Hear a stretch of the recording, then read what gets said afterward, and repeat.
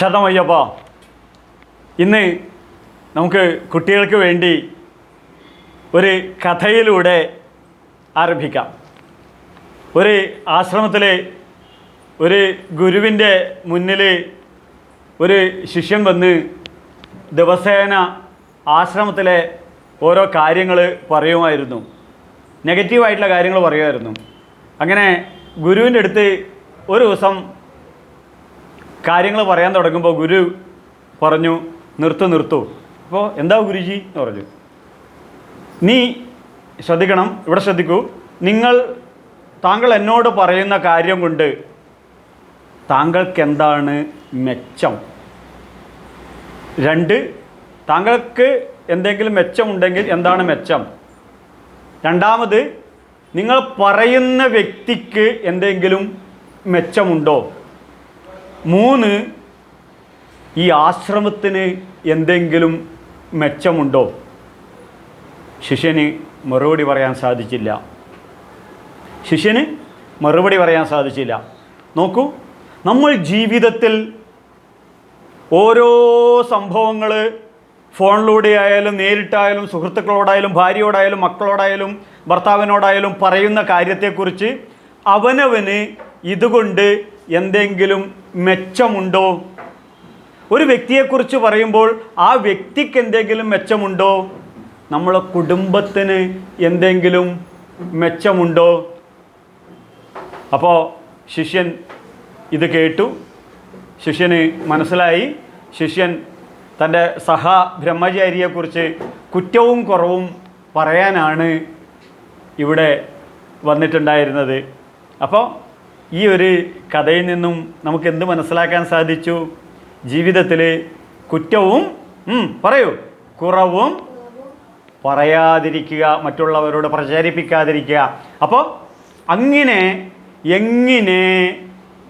ജീവിതം ആരോഗ്യകരമായി കൊണ്ടു നടക്കാം?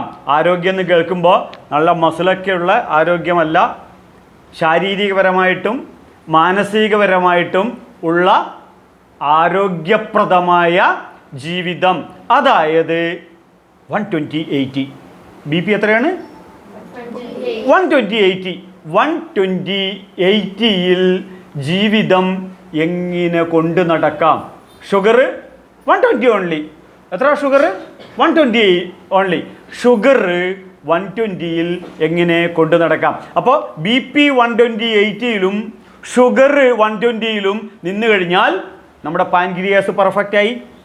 മുട്ടസ് പിടിയിട്ടില്ല. പാൻക്രിയാസ് പെർഫെക്റ്റ് ആയി കഴിഞ്ഞാൽ ശരീരത്തിലെ മുഴുവൻ ഇൻറ്റേർണൽ ഓർഗൻസുകളുടെ പ്രവർത്തനവും പെർഫെക്റ്റായി. അപ്പോൾ ആരോഗ്യപ്രദമായ ശരീരവും ആരോഗ്യപ്രദമായ ശക്തമായ ഒരു മനസ്സും എങ്ങനെ കൊണ്ടു നടക്കാൻ സാധിക്കും? ഇത് പറയുമ്പോഴാണ് ഓർമ്മ വന്നത്, ആരോഗ്യപ്രദമായ ശരീരം എന്ന് പറയുമ്പോൾ ഇപ്പോൾ ഈ കുഴിമന്തി തിന്നിട്ട് കുഴിയിലേക്ക് പോക്കാണല്ലോ മലയാളികളുടെ ഒരു തമാശ. ഗുരുദേവൻ പറഞ്ഞു, കൊല്ലാവ്രതം ഉത്തമമാമതിലും ശവം തിന്നാവ്രതമത്രേ അത്യുത്തമം. കൂടുതൽ അറിയാൻ ഗുരുദേവൻ്റെ ജീവകാരുണ്യ പഞ്ചകം എടുത്ത് നോക്കുക. ഒരു ഉദാഹരണം തന്നെ നമുക്ക് നോക്കാം. ഇറച്ചി എന്ന് പറയുമ്പോൾ തന്നെ വളരെ മൃഗീയമായി ഭീകരമായി മാറും നമ്മുടെ മുഖം. ഒന്നും വേണ്ട, എന്താണോ കഴിക്കുന്നത്? ശവക്കറി എന്ന് പറയുമ്പോൾ നമ്മളെ മുഖം വികൃതമാവും. അതേ സമയത്ത് എന്താണോ കഴിക്കുന്നു? ചക്ക. എന്താണ് മുഖത്തിൻ്റെ ഭാവം നോക്കിയാൽ? നല്ലൊരു മാമ്പഴം. എന്താണോ അതിൻ്റെ മണം! ആ നീലെന്നൊക്കെ പറയുമ്പോൾ മാമ്പഴമൊക്കെ മുറിച്ച് തിന്നുന്ന് പറയുമ്പോൾ തന്നെ വായിൽ വെള്ളം വരുന്നത്. എന്തുകൊണ്ട്? അത് നമ്മൾ പച്ചയായിട്ട് കഴിക്കുന്നത്. മറ്റേത് ഭീകരമാകുന്നു. ഞാൻ ഈ കേരളം ദരിദ്ര ഒരു രാഷ്ട്രമാണെന്ന് നമുക്കറിയാലോ. KSRTCയിൽ ശമ്പളം പോലും കിട്ടുന്നില്ല, പെൻഷൻ പോലും കിട്ടുന്നില്ല, ഒന്നും കിട്ടാത്തൊരവസ്ഥയാണല്ലോ. അപ്പോൾ വളരെ ദരിദ്രമായ കേരളമാണെന്ന് എനിക്ക് മനസ്സിലായി. ഇതിനിടെ ഞാൻ ഏറ്റുവാനൊരു വിവാഹത്തിന് പോയിട്ടുണ്ടായിരുന്നു. അപ്പോൾ അവിടെ സദ്യക്ക് ആൾക്കാർ ഇടിച്ച് കയറുന്നു കണ്ടു കഴിഞ്ഞപ്പോഴാണ് ജീവിതത്തിൽ ഇന്നേ വരെ ശാപ്പാട് കാണാത്ത ആൾക്കാരെ കണക്കിൽ ഇടിച്ച് കയറുന്നു കണ്ടു കഴിഞ്ഞപ്പോഴാണ് മനസ്സിലായത് ഇത് ദരിദ്രമായിട്ടുള്ളൊരു സംസ്കാരവും സംസ്ഥാനവുമാണെന്ന്. അപ്പോൾ അത് കഴിഞ്ഞ് ഒരു 5-6 ആൾക്കാർ കൂടി ഇരുന്ന് സംസാരിക്കുന്നുണ്ടായിരുന്നു. എന്ത് സംസാരം? ഇഞ്ചിപ്പുളിക്ക് ഇഞ്ചി പോരാ, കാളന് ഉപ്പ് പോരാ, സാമ്പാറിന് എരിവ് പോരാ, ഇങ്ങനെ പറഞ്ഞ് അവർ പറയാ പായസത്തിന് മധുരം അധികം. ഇങ്ങനെ കുറ്റവും കുറവും പറഞ്ഞു. ഞാൻ പറഞ്ഞു പഴയടത്തിൻ്റെ സദ്യ അങ്ങനെയാണ്. ഞെട്ടിപ്പോയി ഇവർ. അപ്പോഴാണ് ഇവർ അറിയണത് ഇത് പഴയടത്തിൻ്റെ സദ്യയാണെന്ന്. അപ്പോൾ പഴയടത്തിൻ്റെ സദ്യക്ക് കുറ്റവും കുറവും പറയുന്ന ആൾക്കാരുടെ പേരാണ് മലയാളി. അപ്പോൾ ഈ സദ്യ അവിടെ വിളമ്പി വെച്ച് കഴിഞ്ഞപ്പോൾ ഈ സദ്യയിൽ മുഴുവൻ ഇവരെന്താ കണ്ടത്? അതൃപ്തി. കുറ്റവും കുറവും കാണാനാണ് ഇവരെന്ത് ചെയ്തത്? സദ്യ കഴിച്ചത്. അപ്പോൾ സദ്യ ആസ്വദിക്കുകയല്ല, ഇതുപോലെ നാം ജീവിതം ആസ്വദിക്കുകയല്ല, മറിച്ച് ജീവിതത്തിൽ ഒരു കണ്ണാടി ധരിച്ചിരിക്കുകയാണ്. കുറ്റവും കുറവും കാണാൻ എന്തിലും അതൃപ്തമായി തൃപ്തി പോരാ. എല്ലാത്തിലും അതൃപ്തി. എല്ലാത്തിലും അതൃപ്തി എന്ന് പറഞ്ഞു കഴിഞ്ഞാൽ ആദ്യം തുടങ്ങി സ്വന്തം ഭാര്യ അത്ര പോരാ, ഭർത്താവ് അത്ര പോരാ, മക്കളുടെ വിദ്യാഭ്യാസം പഠിക്കുന്നത് അത്ര പോരാ. എല്ലാത്തിലും A+ ഉണ്ട്, എന്നിട്ടും പറയാ മകള് അത്ര പോരാ, മകൻ അത്ര പോരാ, എൻ്റെ ജോലിയിൽ ശമ്പളം എനിക്കത്ര പോരാ, പോരാ പോരാ പോരാ, നാളിൽ ദൂരെ മുയരട്ടെ. എല്ലാത്തിലും അതൃപ്തി നമുക്ക് സമൂഹത്തിൽ ദർശിക്കാൻ സാധിക്കും.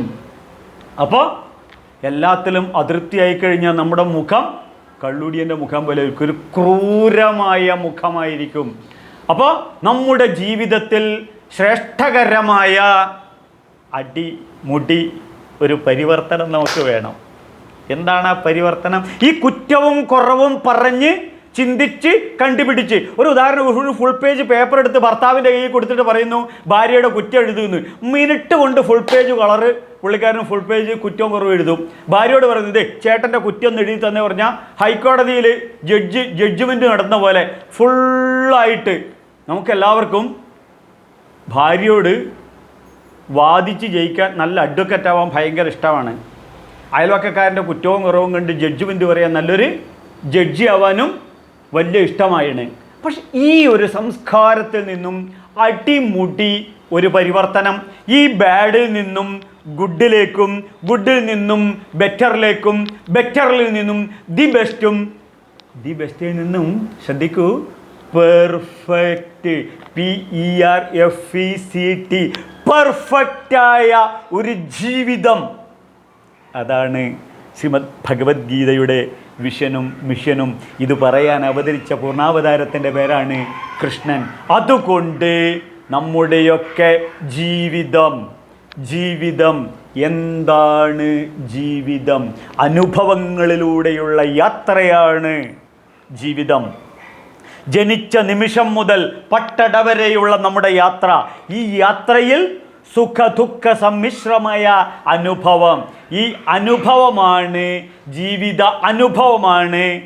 എന്താണ് ജീവിതം? കണ്ണുകൊണ്ട് കാണുക, നാക്കുകൊണ്ട് രുചിക്കുക, മൂക്കുകൊണ്ട് മണക്കുക, ശരീരം കൊണ്ട് സ്പർശിക്കുക, ശബ്ദസ്പർശ രസരൂപ ഗന്ധാദികൾ അനുഭവിക്കുകയാണ് നമ്മുടെ ജീവിതം. അപ്പോൾ ഈ അനുഭവിക്കുമ്പോൾ ഞാനിപ്പോൾ ഒന്ന് കാണുന്നു, ഒന്ന് കേൾക്കുന്നു. ഈ സമയത്ത് നമ്മുടെ ഹൃദയത്തിൽ നന്മ നിറച്ച ഒരു സോഫ്റ്റ്വെയർ സൃഷ്ടിക്കുകയാണെന്നുണ്ടെങ്കിൽ കാണുന്നതൊക്കെ നന്മ, കേൾക്കുന്നതൊക്കെ നന്മ, സ്പർശിക്കുന്നതൊക്കെ നന്മ, കഴിക്കുന്നതൊക്കെ രുചിക്കുന്നതൊക്കെ നന്മ. അപ്പോൾ മാതൃഹസ്തേന ഭോജനം, അമ്മ തരുന്ന എല്ലാ വിഭവങ്ങളും ജങ്ക് ഫുഡിനേക്കാൾ രുചികരമായി മാറും. നമ്മുടെ ഭാര്യ ഉണ്ടാക്കുന്ന എല്ലാ ഫുഡും ഹോട്ടൽ ഫുഡിനേക്കാൾ ടേസ്റ്റായി മാറും. ഇത് ആദ്യം മാറ്റേണ്ടത് പറയൂ, അവനവൻ്റെ മനസ്സാണ് മാറ്റേണ്ടത്. മനസ്സ് മാറിക്കഴിഞ്ഞാൽ ജീവിതം തൃപ്തിയായി. അപ്പോൾ ഈ ഓരോ കാര്യങ്ങളിലും, ഓരോ സദ്യയുടെ വിഭവങ്ങളിലും, ജീവിതത്തിൻ്റെ ഓരോ വിഭവങ്ങളിലും നമുക്ക് തൃപ്തി ലഭിച്ചു കഴിഞ്ഞാൽ അത് ക്രമേണ സംതൃപ്തിയായി മാറും. സംതൃപ്തിയിൽ നിന്നും സംതൃപ്തി നിറഞ്ഞ വ്യക്തിയാണ് സംതൃപ്തൻ. ആ വ്യക്തിത്വമാണ് സംതൃപ്തി. ഇങ്ങനെയുള്ള വ്യക്തികളെ ഗുരുവായൂരപ്പന് വളരെ ഇഷ്ടമാണ്. ഇങ്ങനെയുള്ള വ്യക്തികളെ ആർക്കാണ് കൂടുതൽ ഇഷ്ടം? ഗുരുവായൂരപ്പന് വളരെ ഇഷ്ടം. അതെന്താ തിരുമേനി അങ്ങനെ പറഞ്ഞത്? ഗുരു ഞങ്ങളെ പറഞ്ഞ് പറ്റിക്കുകയാണോ ചെയ്യുന്നത്? അല്ല മക്കളെ, പിന്നെ എടുത്ത് നോക്കൂ. പൂർണ്ണാവതാരമായ കൃഷ്ണൻ പൂർണ്ണാവതാരമെടുത്ത് നമ്മുടെ ജീവിതത്തെ പടിപടിയായി ഉയർത്തി പരമാത്മതത്വത്തിലേക്ക്, പരമസന്തോഷ സംതൃപ്ത ജീവിതം കൊണ്ടു നടക്കാൻ, നമ്മുടെ ജീവിതത്തെ ഉയർത്താൻ കൃഷ്ണൻ പറയുന്നു.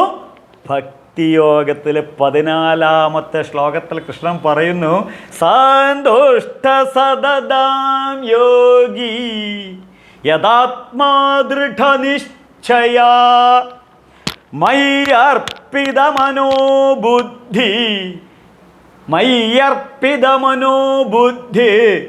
മേ മദ്ഭക്ത സമേ പ്രിയ മേ മദ്ഭക്ത സമേ പ്രിയ.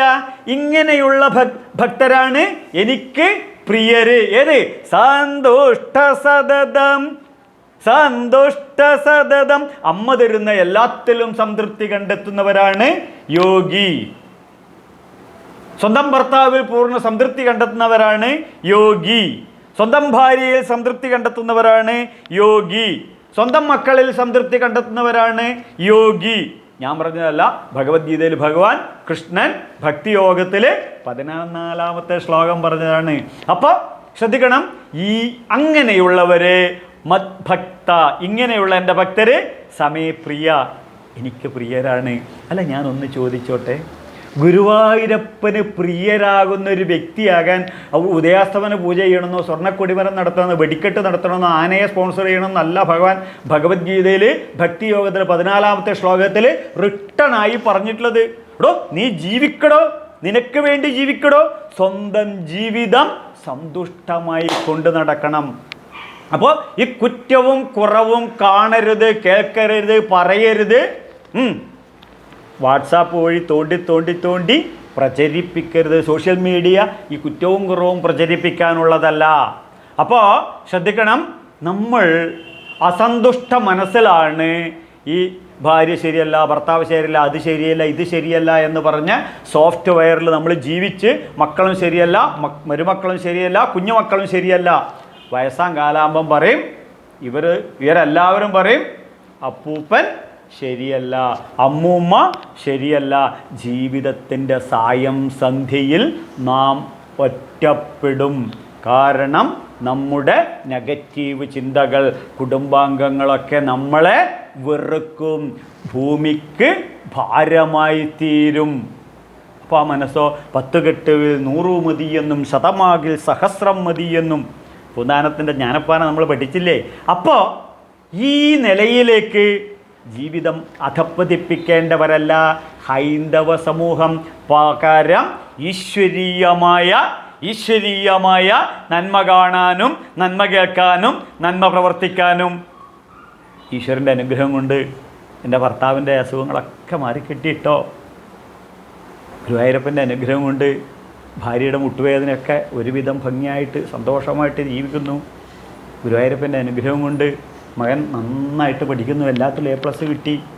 അയ്യപ്പസ്വാമിയുടെ അനുഗ്രഹം കൊണ്ട് മകൾക്ക് MBBS കിട്ടി. ഗുരുവായൂരപ്പൻ്റെ അനുഗ്രഹം കൊണ്ട് അച്ഛനിപ്പോൾ ഒരു കുഴപ്പമില്ല.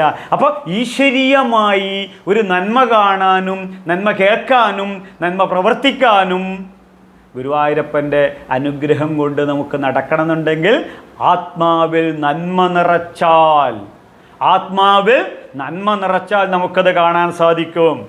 അതിന് ഭഗവത്ഗീതയിൽ ഭഗവാൻ നല്ലൊരു പ്രമാണം പറയുന്നുണ്ട്. കർമ്മയോഗത്തിൽ കർമ്മമാണല്ലോ ജീവിതം. ഹിന്ദുവിന് ജനിച്ചത് മുതൽ മരിക്കുന്നവരെ കർമ്മമാണല്ലോ. എന്താ ഹേ ഈ കർമ്മം? ഒന്നുമല്ല, കരണങ്ങളുടെ ദേശകാലങ്ങളിലുള്ള വ്യവഹാരത്തെയാണ് കർമ്മം എന്ന് പറയുന്നത്. അപ്പോൾ മനസ്സുകൊണ്ട് ചിന്തിക്കുന്ന കർമ്മം, വാക്കുകൊണ്ട് പറയുന്ന കർമ്മം, കഴിക്കുന്നത് കർമ്മം, ടോയ്ലറ്റ് പോകുന്നത് കർമ്മം, എല്ലാം കർമ്മം. ഇതാണ് കർമ്മം. അപ്പോൾ ഭഗവാൻ പറയുന്നു, എവിടെയാണ് ഇത് എന്ന് പറയുന്നു. യസ്ത്വാത്മരതിരേവ സ്യാത് ആത്മതൃപ്തശ്ച മാനവ യസ്ത്വാത്മരതിരേവ സ്യാത് ആത്മതൃപ്തശ്ച മാനവ ആത്മന്യേവ ച സന്തുഷ്ട ആത്മന്യേവ ച സന്തുഷ്ട തസ്യ കാര്യം ന വിദ്യതേ തസ്യ കാര്യം ന വിദ്യതേ. ഇങ്ങനെയുള്ള മനുഷ്യരുടെ ജീവിതം സംതൃപ്തമായി, ഒരു തീരുമാനമായി. ഭഗവാൻ ഇവിടെ പുഞ്ചിരിച്ചുകൊണ്ട് പറയുന്നതാണ് ഇങ്ങനെയുള്ളവരുടെ ജീവിതം സന്തുഷ്ടമായി. അപ്പോൾ ആ ഭഗവാൻ പുഞ്ചിരിച്ചുകൊണ്ട് സ്നേഹവാത്സല്യാദികൾ നിറയുന്ന ഒരു നല്ല ഭഗവാൻ വളരെ സ്നേഹപൂർവ്വം പറയുന്നു, ആത്മതൃപ്തശ്ച മാനവ, നീ മനസ്സിൽ സംതൃപ്തി കണ്ടെത്ത്. എൻ്റെ ആത്മന്യേവച സന്തുഷ്ട, നിന്റെ ഹൃദയത്തിൽ നീ സംതൃപ്തി കണ്ടെത്ത്. തസ്യ കാര്യം എന്താ വിദ്യത, ഇങ്ങനെയുള്ള വ്യക്തികളുടെ ജീവിതം പരമാനന്ദ സംപ്ലുത. അപ്പോൾ കുടുംബം ആനന്ദകരമായി കൂടുമ്പോൾ ഇമ്പമുള്ള ഒരു പ്രിയദർശൻ സിനിമ പോലെ അടിപൊളിയായി കൊണ്ട് നടക്കാൻ കൂടുമ്പോൾ ഇമ്പമുള്ള സംഗീതമാക്കി മാറ്റണം. എന്തു വന്നാലും എനിക്ക് ആസ്വദിക്കണം, മുന്തിരിച്ചാറ് പോലുള്ള കുടുംബജീവിതം. അപ്പോൾ ആരോഗ്യകരമായ, പരസ്പരം വിട്ടുവീഴ്ച നടത്തിക്കൊണ്ട്, പരസ്പരം അംഗീകരിച്ചുകൊണ്ട്, പരസ്പരം കരുതലും സ്നേഹവും വാത്സല്യവും നിറഞ്ഞുകൊണ്ട് ഒരു സ്വർഗീയ സുന്ദര ഭവനം, അതിൽ ഒരു അതിസ്വർഗീയമായ ജീവിതം. ശരണമയ്യപ്പ.